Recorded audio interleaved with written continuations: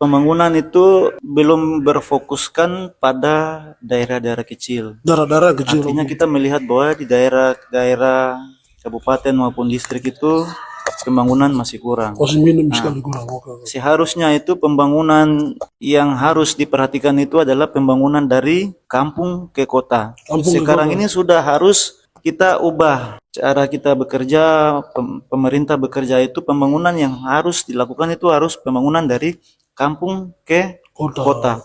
Anda kan sebagai seorang dokter muda gitu, dan di Papua itu tenaga ahli kurang begitu. Saya pernah dengar kasus bahwa banyak orang ibu hamil yang hamil tapi harus dapat rujuk harus misalnya di Wamena dia dapat rujukan untuk dirawat di Jayapura gitu, dan banyak yang tidak punya uang untuk akses ke sana sehingga ya mereka tidak melanjutkan hal itu gitu. Jadi apa saja hambatan-hambatan sebagai seorang dokter untuk apa kesulitan juga yang biasa dihadapi oleh pasien-pasien gitu. Karena tugas dan tanggung jawab sebagai seorang dokter fokusnya itu kan kalau tidak salah yang saya dengar kemanusiaan lebih diutamakan.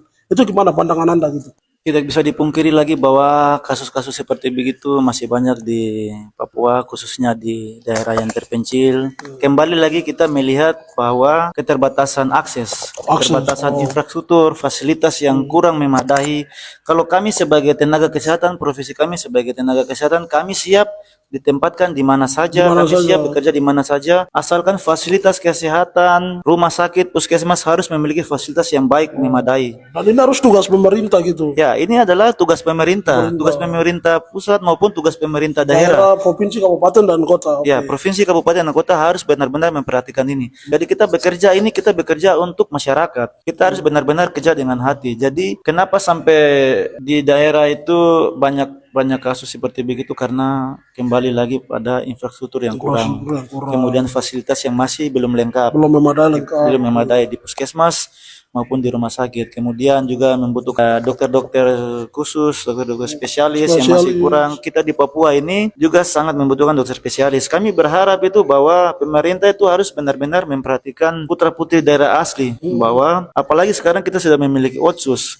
Jadi dana yang ada itu harus pemerintah membuat kebijakan bahwa kita harus menyekolahkan putra-putri daerah kita sendiri supaya mereka sekolah kembali untuk membangun dan melayani masyarakat dengan benar-benar, supaya bisa mengurangi mungkin kita kalau di Papua tuh untuk kontrak dokter di luar atau bagaimana, tapi kita utamakan itu juga harus memperhatikan dokter-dokter Papua, putra-putri asli Papua. Kita juga tidak kalah, kita punya SDM itu juga tidak kalah dengan orang dari luar. Cuma pemerintah yang harus benar-benar bisa memperhatikan itu. Harus melek terhadap ini. Ya. Di sini gitu.